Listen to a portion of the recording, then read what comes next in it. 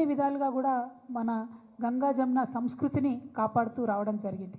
మరి ఇవాళ 10 ఏళ్ళు బీఆర్ఎస్ పాలన తర్వాత ఒక రికార్డ్ లాగా ఒక చిన్న మత కల్లోలం కూడా లేకుండా మనం సాధించుకోవడం జరిగింది. ఇవాళ కాంగ్రెస్ ప్రభుత్వం వచ్చినప్పటి నుంచి ఏం జరుగుతుంది? వచ్చినప్పటి నుంచి రేవంత్ రెడ్డి గారు ముఖ్యమంత్రి గారు ఏం మాట్లాడుతూ ఉన్నారంటే ఫస్ట్ తను మొదలు పెట్టడమే రాష్ట్ర అధికారిక చిహ్నం మారుస్తాను, ఆ చిహ్నంలోంచి చార్మినార్ తీసేస్తాను, ఆ చిహ్నంలోంచి కాకతీయ తోరణం తీసేస్తాను అనేటటువంటి అంశాలు మాట్లాడడం జరిగింది. మళ్ళీ ఏమైందో ఎవరు బుద్ధి చెప్పినరో పెద్దగా దాని జోలికి పోకుండా అది విరమించుకున్నట్టుగా అనిపించింది.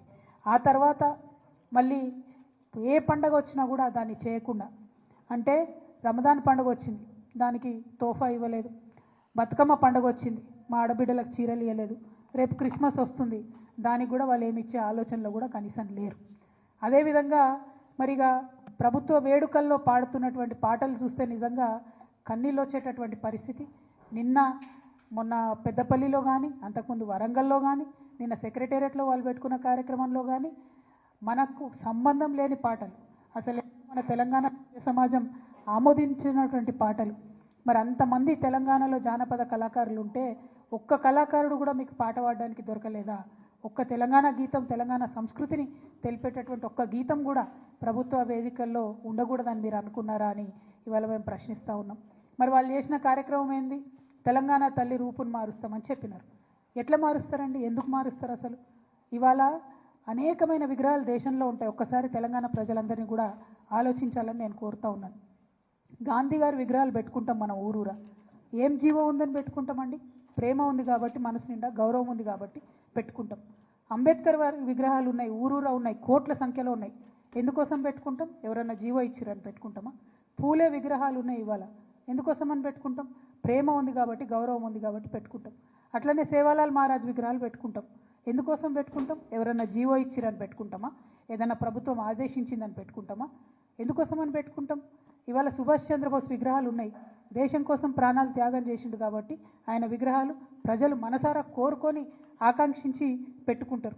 మరి శివాజీ విగ్రహాలు ఉన్నాయి ఇవాళ, చాలా పెద్ద ఎత్తున యువతంతా కూడా పెట్టుకుంటూ ఉంటారు కలిసి. ఎందుకోసం పెట్టుకుంటారు? ఎవరన్నా జీవో ఇచ్చిరని పెట్టుకుంటారా?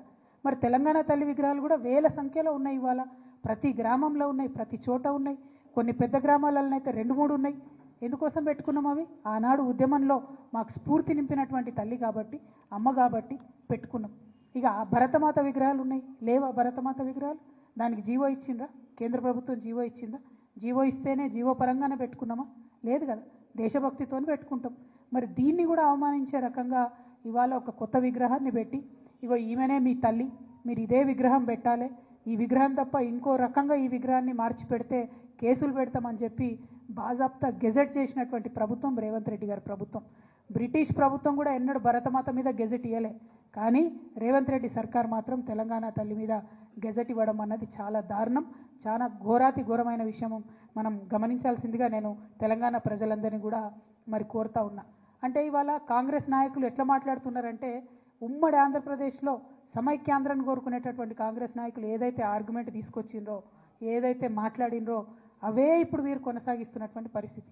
అంటే ఒక వింత వాదం, ఒక వితండవాదం, దానికి కాంగ్రెస్ వాదం అంటాం మేము, తెలంగాణ వాదం అనం. మీరు కాంగ్రెస్ వాదులు, మీరు తెలంగాణ వాదులు కాదు, ముమ్మాటికి కాలేరు. మీకు ఎప్పటికీ కూడా కాంగ్రెస్ ప్రయోజనాలే ముఖ్యం తప్పితే తెలంగాణ ప్రయోజనాలు ముఖ్యం కాదు. ఈ మాట ఇంకొక విషయం, మనందరం ఎందుకు పోరాటం చేసినాం? నీళ్ళ కోసం పోరాటం చేసినాం.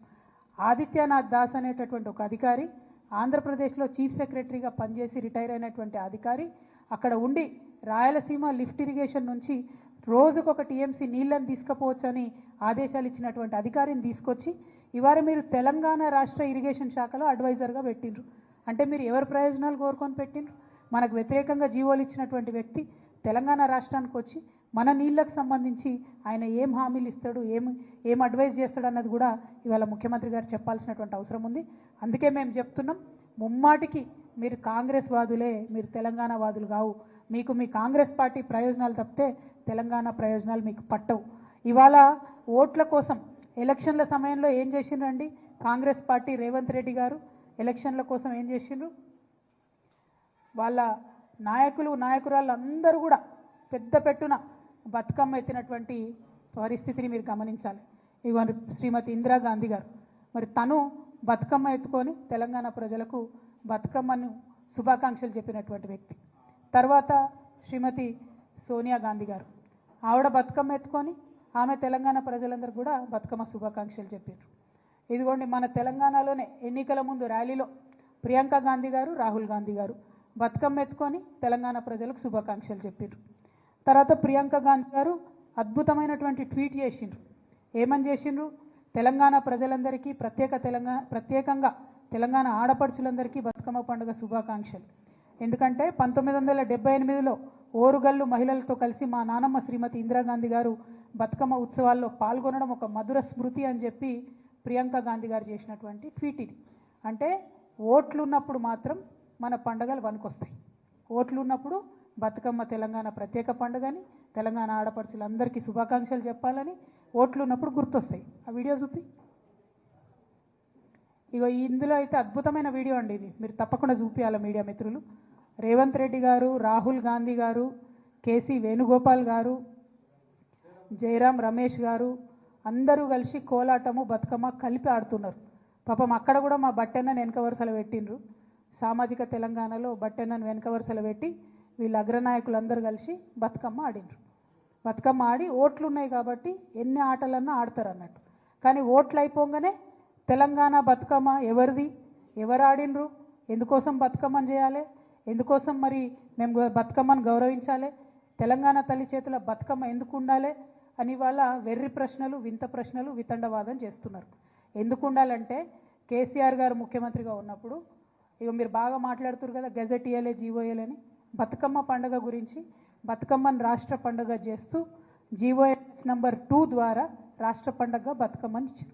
మరి వాళ్ళ ముఖ్యమంత్రి గారిని మేము సూటిగా ప్రశ్నిస్తున్నాం. రాష్ట్ర పండుగ అయినటువంటి ఈ బతుకమ్మ పండుగను అవమానించే విధంగా మాట్లాడుతున్నటువంటి మీ మంత్రులను, మీ కాంగ్రెస్ పార్టీ నాయకులను వాళ్ళ మీద మీరు ఏం చర్యలు తీసుకుంటారు? ఇది మన రాష్ట్ర పండుగ అని అధికారికంగా ప్రకటించుకున్నాం. రాష్ట్ర పండుగను అవమానపరిచే విధంగా మేము చేసుకోము, మాకు సంబంధం లేదు, ఎవరు చేసిండ్రు, ఎక్కడ చేసిండ్రు అని వింత ప్రశ్నలు మాట్లాడుతున్నటువంటి మీ నాయకులకు మీరు ఏం ఏం ఏం శిక్ష వేస్తారు? అంటే ఆంబోతులను వదిలినట్టు ఆడబిడ్డల పండుగ మీద మాట్లాడడానికి మీరు మీ మంత్రుల్ని, నాయకులను వదిలిపెట్టినరా? ఇది వాళ్ళకి చెప్పాలా మీరు? ఎందుకంటే ఎటువంటి తట్టు మాట్లాడడం, ఆడపిల్లలే కదా మమ్మల్ని అడగరులే అని మీకేమన్నా ఎందుకింత అభిజాత్యం? నాకు అర్థం కాదు. ఎందుకింత పొగరు? ఇట్లా ఉంటుందా?